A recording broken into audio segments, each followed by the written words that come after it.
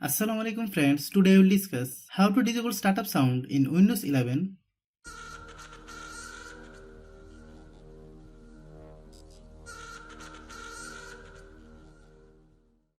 Click on the Windows button, go to settings, click on the personalization, click on the themes,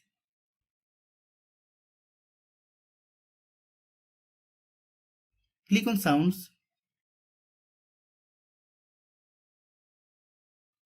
uncheck the play Windows startup sound, click apply,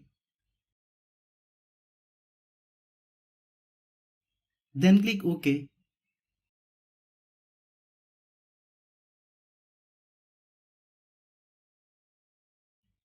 Thanks for watching.